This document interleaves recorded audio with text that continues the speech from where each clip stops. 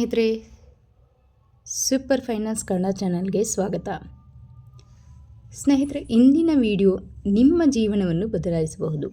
ಹೌದು, ಜನರು ಹಣ ಸಂಪಾದಿಸುವುದು ಕಷ್ಟ ಅಂತ ಹೇಳ್ತಾರೆ.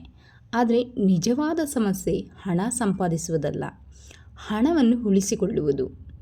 ಅನೇಕ ಜನರು ವರ್ಷಗಳ ಕಾಲ ದುಡಿದು ಸಂಪಾದಿಸಿದ ಹಣವನ್ನು ಕೆಲವೇ ತಪ್ಪು ಇನ್ವೆಸ್ಟ್ಮೆಂಟ್ ಡಿಸಿಷನ್ಗಳಿಂದ, ಅಂದರೆ ತಪ್ಪು ಹೂಡಿಕೆ ನಿರ್ಧಾರಗಳಿಂದ ಕಳೆದುಕೊಳ್ತಿದ್ದಾರೆ.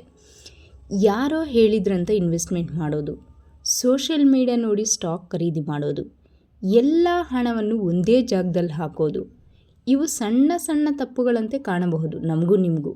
ಆದರೆ ಈ ತಪ್ಪುಗಳೇ ನಿಮ್ಮ ಒಂದು ಫ್ಯೂಚರನ್ನು ಡಿಸ್ಟ್ರಾಯ್ ಮಾಡಬಹುದು. ಈ ವಿಡಿಯೋದಲ್ಲಿ ನಾವು ನೋಡೋದು ಜನರು ಮಾಡುವ 10 ದೊಡ್ಡ ಇನ್ವೆಸ್ಟ್ಮೆಂಟ್ ಮಿಸ್ಟೇಕ್ಸ್ ಮತ್ತು ಅವುಗಳನ್ನು ಹೇಗೆ ಅವಾಯ್ಡ್ ಮಾಡಬೇಕು ಅನ್ನೋದು. ಹಾಗಾದರೆ ಈ ವಿಡಿಯೋವನ್ನು ಕೊನೆವರೆಗೂ ನೋಡಿ, ಯಾಕಂದರೆ ಕೊನೆಯ ಮಿಸ್ಟೇಕ್ಸ್ ತುಂಬ ಡೇಂಜರಸ್ ಆಗಿವೆ. ನಂಬರ್ 1, ನಾಲೆಜ್ ಇಲ್ಲದೆ ಇನ್ವೆಸ್ಟ್ಮೆಂಟ್. ಸ್ನೇಹಿತರೆ, ಮೊದಲ ದೊಡ್ಡ ತಪ್ಪು ಏನು ಗೊತ್ತಾ? ನಾಲೆಜ್ ಇಲ್ಲದೆ ಇನ್ವೆಸ್ಟ್ಮೆಂಟ್ ಮಾಡೋದು. ಇವತ್ತು ಹಲವರು ತುಂಬ ಜನ ಯೂಟ್ಯೂಬ್ ಶಾರ್ಟ್ಸ್ ನೋಡಿ, ಇನ್ಸ್ಟಾಗ್ರಾಮ್ ರೀಲ್ಸ್ ನೋಡಿ, ಟೆಲಿಗ್ರಾಮ್ ಟಿಪ್ಸ್ ನೋಡಿ ಇನ್ವೆಸ್ಟ್ಮೆಂಟ್ ಮಾಡ್ತಾರೆ. ಯಾರೋ ಹೇಳಿದರು ಅಂತ ಸ್ಟಾಕ್ ಖರೀದಿಸ್ತಾ ಇದ್ದಾರೆ. ಆದರೆ ಒಂದು ಪ್ರಶ್ನೆ ಕೇಳ್ಕೊಳ್ಳಿ ನಿಮಗೆ ನೀವೇ, ನೀವು ಹಣ ಹಾಕ್ತಾ ಇರ್ತಕ್ಕಂಥ ಕಂಪ್ನಿ ಬಗ್ಗೆ ನಿಮಗೆ ಏನು ಗೊತ್ತಿದೆ? ಅದು ಏನು ಬಿಸ್ನೆಸ್ ಮಾಡ್ತಾ ಇದೆ ಅಂತ ಗೊತ್ತಾ? ಆ ಒಂದು ಕಂಪ್ನಿಯ ಪ್ರಾಫಿಟ್ ಎಷ್ಟಿದೆ, ಕಂಪ್ನಿಯ ಡೆಪ್ಟ್ ಎಷ್ಟಿದೆ, ಸಾಲ ಎಷ್ಟಿದೆ, ಆ್ಯಂಡ್ ಕಂಪ್ನಿಯ ಫ್ಯೂಚರ್ ಗ್ರೋತ್ ಯಾವ ರೀತಿ ಇದೆ, ಏನು ಗೊತ್ತಿಲ್ಲ. ಆದರೆ ಇನ್ವೆಸ್ಟ್ಮೆಂಟ್ ಮಾತ್ರ ಮಾಡ್ತಾ ಇದ್ದೀರಾ. ಇದು ಗ್ಯಾಮ್ಲಿಂಗ್, ಅಂದರೆ ಇದೊಂದು ಥರ ಜೂಜಿನ ಥರ. ಇದನ್ನು ಇನ್ವೆಸ್ಟ್ಮೆಂಟ್ ಅಂತ ಕರೆಯಲ್ಲ, ಹೂಡಿಕೆ ಅನ್ನಲ್ಲ. ವಾರೆನ್ ಬಫೆಟ್ ಹೇಳಿದ ಒಂದು ಮಾತಿದೆ, ಏನು ಗೊತ್ತಾ? Risk comes from not knowing what you are doing. ಅಂದರೆ ನೀವು ಏನು ಮಾಡ್ತಾ ಇದ್ದೀರಾ ಅಂತ ಗೊತ್ತಿಲ್ಲದಿದ್ದಾಗ ಮಾತ್ರ ನೀವು ದೊಡ್ಡ ರಿಸ್ಕ್ ತಗೊಳ್ತಾ ಇದ್ದೀರಾ ಅಂತ ಅರ್ಥ. ನೀವು ಇನ್ವೆಸ್ಟ್ಮೆಂಟ್ ಮಾಡ್ತಾ ಇರೋದು ಎಲ್ಲಿ ಇನ್ವೆಸ್ಟ್ಮೆಂಟ್ ಮಾಡ್ತಾ ಇದ್ದೀರಾ, ಅದು ಯಾವ ರೀತಿ ಇನ್ವೆಸ್ಟ್ಮೆಂಟ್ ಅಂತ ಗೊತ್ತಿಲ್ಲದೆ ಇನ್ವೆಸ್ಟ್ಮೆಂಟ್ ಮಾಡೋದೇ ತುಂಬ ದೊಡ್ಡ ತಪ್ಪು ಅಂತ ಕರೀತಾರೆ. ಸ್ನೇಹಿತರೆ, ನಂಬರ್ 2, ಕ್ವಿಕ್ ರಿಚ್ ಸ್ಕೀಮ್ಸ್. ಎರಡನೇ ದೊಡ್ಡ ತಪ್ಪು, ಬೇಗ ಶ್ರೀಮಂತರಾಗಬೇಕು ಅನ್ನೋ ಆಸೆ. ಸ್ನೇಹಿತರೆ, ಹಣ ಸಂಪಾದಿಸಲು ಶಾರ್ಟ್ಕಟ್ ಹುಡುಕುವವರೇ ಹೆಚ್ಚು. ನಮ್ಮಲ್ಲಿ ತುಂಬ ಜನ ಈ ರೀತಿ ಇದ್ದಾರೆ, ಅದೇ ರೀತಿ ತುಂಬ ಲಾಸ್ ಆಗಿದ್ದಾರೆ. 1 ತಿಂಗಳಲ್ಲಿ ಹಣ ಡಬಲ್ ಮಾಡ್ತೀವಿ, ನಿಮಗೆ ಗ್ಯಾರಂಟಿಡ್ ರಿಟರ್ನ್ಸ್ ಕೊಡ್ತೀವಿ, ಕ್ರಿಪ್ಟೋ ಕರೆನ್ಸಿನಲ್ಲಿ ಇನ್ವೆಸ್ಟ್ಮೆಂಟ್ ಮಾಡಿ, ಅಥವಾ ಡೈಲಿ 5% ಪ್ರಾಫಿಟ್ ಕೊಡ್ತೀವಿ. ಇಂಥ ಸ್ಕೀಮ್ಸ್ ತುಂಬ ಡೇಂಜರಸ್ ಇರುತ್ತೆ. ಯಾಕಂದರೆ ಇನ್ವೆಸ್ಟ್ಮೆಂಟ್ ವರ್ಲ್ಡ್ನಲ್ಲಿ, ಅಂದರೆ ಹೂಡಿಕೆಯ ಪ್ರಪಂಚದಲ್ಲಿ ಗ್ಯಾರಂಟಿಡ್ ಹೈ ರಿಟರ್ನ್ಸ್ ಅನ್ನೋದೇ ಇಲ್ಲ. ಇದನ್ನು ಫಸ್ಟ್ ತಿಳ್ಕೊಳ್ಳಿ. ಗ್ಯಾರಂಟಿ ರಿಟರ್ನ್ಸ್ ಇರೋದು ಓನ್ಲಿ FD ಆ್ಯಂಡ್ RD, ಈ ರೀತಿ ಗೌರ್ಮೆಂಟ್ ಸ್ಕೀಮ್ಸಲ್ಲಿ ಮಾತ್ರ. ಅದು ಕಮ್ಮಿ ರಿಟರ್ನ್ಸ್ ಇರುತ್ತೆ. ಹೈ ರಿಟರ್ನ್ಸ್ ಕೊಡ್ತೀವಿ, ಅದು ಗ್ಯಾರಂಟಿಡ್ ಅಂದರೆ ಖಂಡಿತ ಅದು ಫೇಕ್ ಆಗಿರುತ್ತೆ. ಯಾವುದೇ ಜೆನ್ಯೂನ್ ಇನ್ವೆಸ್ಟ್ಮೆಂಟ್ಗೆ ಟೈಮ್ ಬೇಕಾಗುತ್ತೆ. ನೀವು ಯಾವುದೇ ರೀತಿ ಜೆನ್ಯೂನಾಗಿ ಇನ್ವೆಸ್ಟ್ಮೆಂಟ್ ಮಾಡಬೇಕು, ಅದರಲ್ಲಿ ರಿಟರ್ನ್ಸ್ನ ಗಳಿಸ್ಬೇಕಂದ್ರೆ ಖಂಡಿತ ಅದಕ್ಕೆ ಟೈಮ್ ಅನ್ನೋದು ಬೇಕಾಗುತ್ತೆ. ಯಾವ ರೀತಿ ಅಂದರೆ, ಒಂದು ಮರ ಬೆಳೆಸ್ತಂತೆ. ಇವತ್ತು ನೀವು ಹಾಕಿದ ಬೀಜ ನಾಳೆನೇ ಫಲ ಕೊಡಲ್ಲ, ನಾಳೆನೇ ಹಣ್ಣು ಸಿಗಲ್ಲ. ಹಣ ಕೂಡ ಹಾಗೇ. ಪೇಷನ್ಸ್ ಇಲ್ಲದವರು ಮಾರ್ಕೆಟ್ನಲ್ಲಿ ಸರ್ವೈವ್ ಆಗಲ್ಲ. ಸ್ನೇಹಿತರೆ, ನಿಮ್ಗೆ ಯಾವುದೇ ರೀತಿ ಪೇಷನ್ಸ್ ಇಲ್ಲ ಅಂದರೆ ಖಂಡಿತ ನೀವು ಈ ಒಂದು ಸ್ಟಾಕ್ ಮಾರ್ಕೆಟ್ನಲ್ಲಿ ಇನ್ವೆಸ್ಟ್ಮೆಂಟ್ನಲ್ಲಿ ಸರ್ವೈವ್ ಆಗೋಕ್ಕೆ ಸಾಧ್ಯನೇ ಇಲ್ಲ. Number 3, emotional investing. ಮೂರನೇ ದೊಡ್ಡ ತಪ್ಪು. ನಾವು ತುಂಬ ಜನ ಎಮೋಷನ್ಸ್ ಮೂಲಕ ಇನ್ವೆಸ್ಟ್ಮೆಂಟ್ ಮಾಡ್ತೀವಿ. ಯಾವ ರೀತಿ ಅಂತೀರಾ? ಮಾರ್ಕೆಟ್ ಏರಿದಾಗ ಎಕ್ಸೈಟ್ಮೆಂಟ್ನಲ್ಲಿ ಅಮೌಂಟ್ನ ಇನ್ವೆಸ್ಟ್ಮೆಂಟ್ ಮಾಡ್ತೀವಿ. ಅಂದರೆ ಸ್ಟಾಕ್ ಮಾರ್ಕೆಟ್ ಹೈ ಇದ್ದಾಗ, ಪೀಕಲ್ಲಿದ್ದಾಗ ನಾವು ಸಹ ದುಡ್ಡು ಮಾಡಬೇಕಂತ ಎಕ್ಸೈಟ್ಮೆಂಟ್ನಲ್ಲಿ ಅಮೌಂಟ್ನ ಇನ್ವೆಸ್ಟ್ಮೆಂಟ್ ಮಾಡ್ತೀವಿ. ಅದೇ ರೀತಿ ಮಾರ್ಕೆಟ್ ಇಳಿದಾಗ, ಅಂದರೆ ಮಾರ್ಕೆಟ್ ಡೌನ್ ಟ್ರೆಂಡಲ್ಲಿದ್ದಾಗ ಫಿಯರ್, ಭಯದಿಂದ ನಮ್ಮ ಒಂದು ಇನ್ವೆಸ್ಟ್ಮೆಂಟ್ನೆಲ್ಲ ಸೆಲ್ ಮಾಡ್ತೀವಿ. ಈ ರೀತಿ ಫಿಯರ್ ಮತ್ತು ಗ್ರೀಡಿ ಎರಡೂ ಜನರ ಹಣವನ್ನು ಡಿಸ್ಟ್ರಾಯ್ ಮಾಡುತ್ತೆ. ಸ್ಟಾಕ್ ಮಾರ್ಕೆಟ್ ಕ್ರ್ಯಾಶ್ ಆದಾಗ ಹಲವರು ಪ್ಯಾನಿಕ್ ಸೆಲ್ಲಿಂಗ್ ಮಾಡ್ತಾರೆ, ಲಾಸ್ನಲ್ಲಿ ಶೇರ್ಸ್ನ ಮಾರ್ತಾರೆ. ಆದರೆ ಸ್ಮಾರ್ಟ್ ಇನ್ವೆಸ್ಟರ್ಸ್ ಏನು ಮಾಡ್ತಾರೆ ಗೊತ್ತಾ? ಅವರು ಕಾಮಾಗಿರ್ತಾರೆ. ಮಾರ್ಕೆಟ್ ಡೌನ್ ಆದಾಗ ಅವರು ಒಳ್ಳೆ ಆಪರ್ಚುನಿಟೀಸ್ನ ಹುಡುಕ್ತಾರೆ, ಅವಕಾಶಗಳನ್ನು ಹುಡುಕ್ತಾರೆ. ಒಂದು ಒಳ್ಳೆ ಕಂಪ್ನಿಗಳು ಒಂದು ಶೇರ್ಸ್ ಡಿಸ್ಕೌಂಟ್ ಸೇಲಲ್ಲಿ ಸಿಗ್ತಾ ಇದೆ ಅಂತ ಅವರು ಸರ್ಚ್ ಮಾಡಿ ಅನಾಲಿಸಿಸ್ ಮಾಡಿ ಒಂದು ಒಳ್ಳೆ ಕಂಪ್ನಿಗಳಲ್ಲಿ ಹೂಡಿಕೆ ಮಾಡ್ತಾರೆ. ಸ್ನೇಹಿತರೆ, ಯಾವತ್ತು ಎಮೋಷನ್ ಮೂಲಕ ಡಿಸಿಷನ್ ತೆಗೆದುಕೊಂಡ್ರೆ ನೀವು ಮಾರ್ಕೆಟ್ಗೆ ಸ್ಲೇವ್ ಆಗಿಬಿಡ್ತೀರ, ಅಂದರೆ ಮಾರ್ಕೆಟ್ಗೆ ನೀವು ಗುಲಾಮರಾಗ್ತೀರಾ. ಇದು ನೆನ್ಪಿಟ್ಕೊಳ್ಳಿ. Number 4, all money in one place. ಸ್ನೇಹಿತರೆ, 4ನೇ ದೊಡ್ಡ ತಪ್ಪು, ಎಲ್ಲ ಹಣ ತಗೊಂಡೋಗಿ ಒಂದೇ ಕಡೆ ಇನ್ವೆಸ್ಟ್ಮೆಂಟ್ ಮಾಡೋದು. ಇದನ್ನು ಕಾನ್ಸಂಟ್ರೇಷನ್ ರಿಸ್ಕ್ ಅಂತಾರೆ. ಅಂದರೆ ಉದಾಹರಣೆಗೆ ನಿಮ್ಮ ಹತ್ರ ಸಮ್ ಅಮೌಂಟ್ ಇದೆ ಅಂದ್ಕೊಳ್ಳಿ, ನಿಮ್ಮ ಒಂದು ಎಲ್ಲ ಸೇವಿಂಗ್ಸ್ನ ಒಂದೇ ಸ್ಟಾಕ್ನಲ್ಲಿ ಹಾಕಿರ್ತೀರ ಅಂದ್ಕೊಳ್ಳಿ, ಒಂದೇ ಸ್ಟಾಕ್ನ ಖರೀದಿ ಮಾಡಿರ್ತೀರ ಅಂತ ಇಮ್ಯಾಜಿನ್ ಮಾಡಿ. ಇನ್ ಕೇಸ್ ಆ ಒಂದು ಕಂಪನಿಯ ಸ್ಟಾಕ್ಸ್ ಡೌನ್ ಆಯಿತು ಅಂದರೆ ನಿಮ್ಮ ವೆಲ್ತ್ ಕೂಡ ಡೌನ್ ಆಗುತ್ತೆ. ಅದಕ್ಕಾಗಿಯೇ ಡೈವರ್ಸಿಫಿಕೇಷನ್ ಅನ್ನೋದು ತುಂಬ ಇಂಪಾರ್ಟೆಂಟ್. ಡೈವರ್ಸಿಫಿಕೇಷನ್ ಅಂದರೆ ಏನು? ನಿಮ್ಮಲ್ಲಿರ್ತಕ್ಕಂಥ ಒಂದು ಅಮೌಂಟ್ನ ಡಿವೈಡ್ ಮಾಡಿ ಇನ್ವೆಸ್ಟ್ಮೆಂಟ್ ಮಾಡಬೇಕು.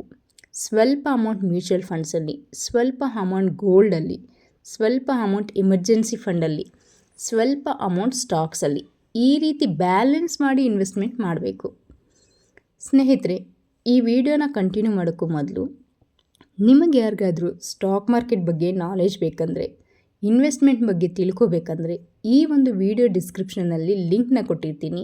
ನೀವು ಅದನ್ನು ಕ್ಲಿಕ್ ಮಾಡಿ ಸ್ಟಾಕ್ ಮಾರ್ಕೆಟ್ನ ಫ್ರೀ ವೆಬಿನಾರ್ನ ಅಟೆಂಡ್ ಮಾಡ್ಬೋದು.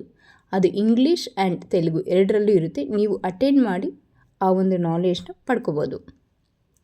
ಸ್ನೇಹಿತರೆ, ನಂಬರ್ 5, ನೋ ಎಮರ್ಜೆನ್ಸಿ ಫಂಡ್. ಅಂದರೆ 5ನೇ ದೊಡ್ಡ ಮಿಸ್ಟೇಕ್, ಎಮರ್ಜೆನ್ಸಿ ಫಂಡ್ ಇಲ್ಲದೇ ಇನ್ವೆಸ್ಟ್ಮೆಂಟ್ ಶುರು ಮಾಡೋದು. ಲೈಫ್ ಈಸ್ ಅನ್ಪ್ರೆಡಿಕ್ಟಬಲ್ ಅಂತ ಯಾವಾಗೂ ಹೇಳ್ತಾ ಇರ್ತೀನಿ. ಮೆಡಿಕಲ್ ಎಮರ್ಜೆನ್ಸಿ ಇರ್ಬೋದು, ಜಾಬ್ ಲಾಸ್ ಆಗೋದಿರ್ಬೋದು, ಅಥವಾ ಬಿಸ್ನೆಸ್ ಪ್ರಾಬ್ಲಮ್ ಬರೋದಿರ್ಬೋದು, ಯಾವಾಗ ಬೇಕಾದರೂ ಏನಾದರೂ ಆಗಬಹುದು. ಈ ರೀತಿ ಆದಾಗ ನಮ್ಮಲ್ಲಿ ಎಮರ್ಜೆನ್ಸಿ ಫಂಡ್ ಇಲ್ಲದವರು ಏನು ಮಾಡ್ತೀವಿ? ನಮ್ಮ ಒಂದು ಇನ್ವೆಸ್ಟ್ಮೆಂಟ್ನ ಕ್ವಿಟ್ ಮಾಡಿ ಆ ಒಂದು ಲಾಸಲ್ಲಿ ಸೆಲ್ ಮಾಡ್ತೀವಿ, ಲಾಸ್ನಲ್ಲಿ ಮನಿ ವಿಡ್ರಾ ಮಾಡ್ತೀವಿ. ಅದಕ್ಕಾಗಿಯೇ minimum 6 months expenses emergency fund ಅನ್ನೋದು ಖಂಡಿತ ಇರಬೇಕು ನಮ್ಮ ಹತ್ರ. ಈ ಒಂದು ಎಮರ್ಜೆನ್ಸಿ ಫಂಡ್ ಅಂದರೆ ಏನು, ಯಾವ ರೀತಿ ಇದನ್ನು ಕ್ರಿಯೇಟ್ ಮಾಡಬೇಕು, ಅಥವಾ ಈ ಒಂದು ಅಮೌಂಟ್ನ ಎಲ್ಲಿ ಇನ್ವೆಸ್ಟ್ಮೆಂಟ್ ಮಾಡಬೇಕು, ಈ ರೀತಿ ಎಲ್ಲ ಫುಲ್ಲು ಡೀಟೇಲ್ಸ್ ಬೇಕಂದರೆ ನಮ್ಮ ಒಂದು ಚಾನಲ್ನಲ್ಲೇ ಎಮರ್ಜೆನ್ಸಿ ಫಂಡ್ ಬಗ್ಗೆ ಒಂದು ವಿಡಿಯೋ ಮಾಡಿದ್ದೀನಿ, ಅದನ್ನು ನೀವು ವಾಚ್ ಮಾಡ್ಬೋದು. ಸ್ನೇಹಿತರೆ, ನಂಬರ್ 6, ಫಾಲೋಯಿಂಗ್ ಕ್ರೌಡ್. ಅಂದರೆ ಈ ಒಂದು ಸೋಷಿಯಲ್ ಮೀಡಿಯಾನ ಫಾಲೋ ಮಾಡೋದು 6ನೇ ತಪ್ಪು ಅಂತೀವಿ. ಎಲ್ಲರೂ ಖರೀದಿ ಮಾಡ್ತಾ ಇದ್ದಾರೆ ಅಂತ ನೀವು ಸಹ ಇನ್ವೆಸ್ಟ್ಮೆಂಟ್ ಮಾಡೋದು. ಒಂದು ಸ್ಟಾಕ್ ಸಡನ್ಲಿ ವೈರಲ್ ಆಗುತ್ತೆ ಅಂತ ತಿಳ್ಕೊಳ್ಳಿ, ಎಲ್ಲರೂ ಬೈ ಮಾಡ್ತಾ ಇರ್ತಾರೆ, ಆಗ ನೀವು ಸಹ ಬೈ ಮಾಡ್ತೀರಾ. ಆದರೆ ನಿಮ್ಮದು ಲೇಟ್ ಎಂಟ್ರಿ ಆಗಿರುತ್ತೆ. ಲೇಟ್ ಎಂಟ್ರಿ ಮಾಡಿದವರು ಏನಾಗ್ತೀರಾ? ಹೆಚ್ಚು ಲಾಸ್ ಆಗೋಕ್ಕೆ ಚಾನ್ಸ್ ಇರುತ್ತೆ. Remember this, crowd mostly enters at top. ಅಂದರೆ ತುಂಬ ಜನ ಕ್ರೌಡ್ ಎಂಟರ್ ಆಗೋದು ಮೋಸ್ಟ್ಲಿ ಆ ಒಂದು ಶೇರ್ನ ಬೆಲೆ ಟಾಪಲ್ಲಿದ್ದಾಗ, ಪೀಕಲ್ಲಿದ್ದಾಗ. ಬಟ್ ಸ್ಮಾರ್ಟ್ ಇನ್ವೆಸ್ಟರ್ಸ್ ಏನು ಮಾಡ್ತಾರೆ? ಆ ಒಂದು smart investors enter early with knowledge. ಅಂದರೆ ನಾಲೆಜಿಂದ ಆ ಒಂದು ಸ್ಟಾಕ್ಸ್ನ ಬೇಗ ಖರೀದಿ ಮಾಡಿರ್ತಾರೆ. ಈ ರೀತಿ ಒಂದು ನಾಲೆಜ್ ಬೇಕಂದರೆ ಖಂಡಿತ ನೀವು ಈ ಒಂದು ಸ್ಟಾಕ್ ಮಾರ್ಕೆಟ್ ಫ್ರೀ ವೆಬಿನಾರ್ನ ಅಟೆಂಡ್ ಮಾಡಿ.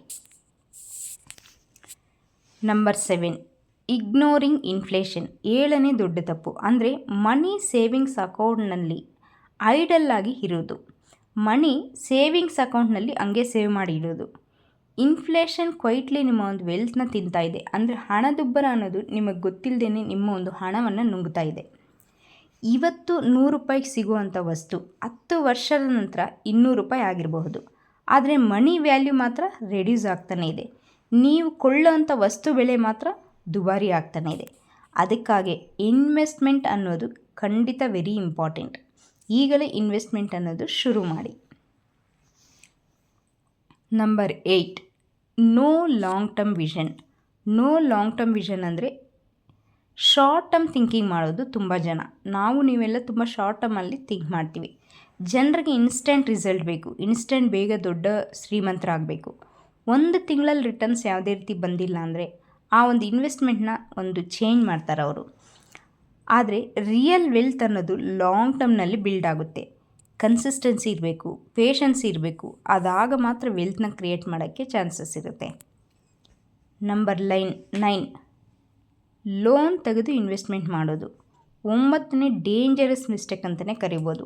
ಲೋನ್ ತೆಗೆದು ಇನ್ವೆಸ್ಟ್ಮೆಂಟ್ ಮಾಡೋದು, ಸಾಲ ಮಾಡಿ ಇನ್ವೆಸ್ಟ್ಮೆಂಟ್ ಮಾಡೋದು. ದಯವಿಟ್ಟು ಇದು ಮಾಡೋಕ್ಕೆ ಹೋಗ್ಬೇಡಿ. Credit card loan, personal loan ನೀವು ತೆಗೆದು ಸ್ಟಾಕ್ ಮಾರ್ಕೆಟ್ನಲ್ಲಿ ಹಾಕಿರ್ತೀರ ಅಂದ್ಕೊಳ್ಳಿ.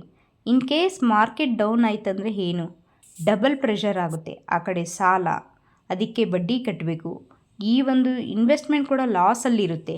ಇದು ಫೈನಾನ್ಷಿಯಲಿ ಡಿಸಾಸ್ಟರ್ ಆಗ್ಬೋದು. ನಿಮ್ಮ ಒಂದು ಆರ್ಥಿಕದ ಸಮಸ್ಯೆ ತುಂಬ ಡಿಸಾಸ್ಟರ್ ಆಗುತ್ತೆ. ನಿಮ್ಮ ಒಂದು ಒತ್ತಡಕ್ಕೆ ಕಾರಣ ಆಗುತ್ತೆ. ಈ ರೀತಿಯೆಲ್ಲ ಸಾಲ ಮಾಡಿ ಅಥವಾ ಲೋನ್ ಮಾಡಿ ಅಮೌಂಟ್ನ ತಗೊಬಂದು ನಾಲೆಜ್ ಇಲ್ಲದೆ ಶೇರ್ ಮಾರ್ಕೆಟಲ್ಲಿ ಇನ್ವೆಸ್ಟ್ಮೆಂಟ್ ಮಾಡಿ ಅವರ ಒಂದು ಹಣನ ಕಳ್ಕೊಂಡು ತುಂಬ ಜನ ತಮ್ಮ ಪ್ರಾಣವನ್ನೇ ಕಳ್ಕೊಂಡಿದ್ದಾರೆ. ನಾನೇ ರಿಯಲ್ಲಾಗಿ ನೋಡಿದ್ದೀನಿ.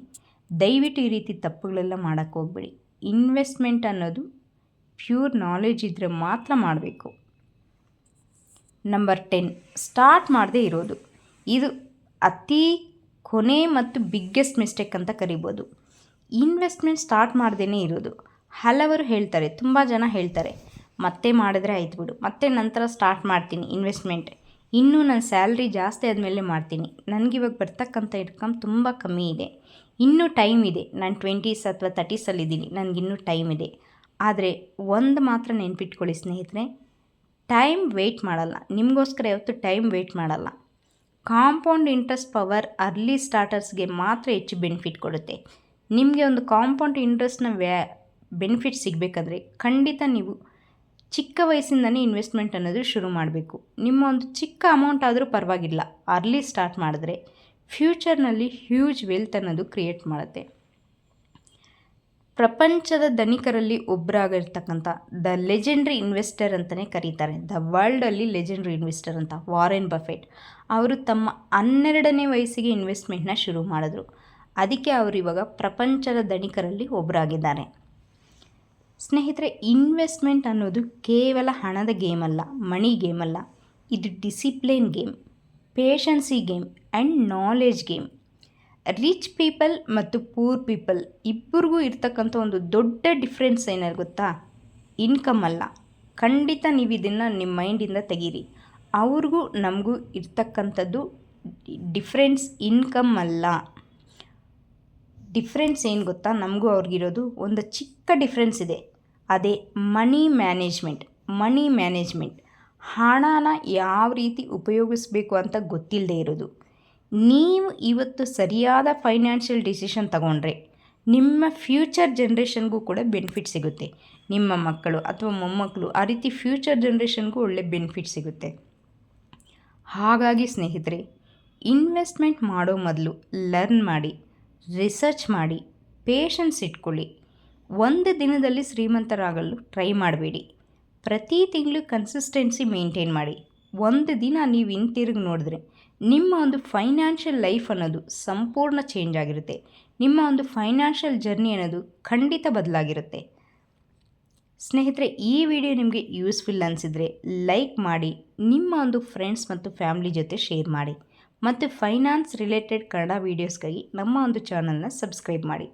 ಧನ್ಯವಾದಗಳು. ಮತ್ತೆ ಇನ್ನೊಂದು ಪವರ್ಫುಲ್ ವಿಡಿಯೋದಲ್ಲಿ ಮುಂದೆ ಭೇಟಿಯಾಗೋಣ.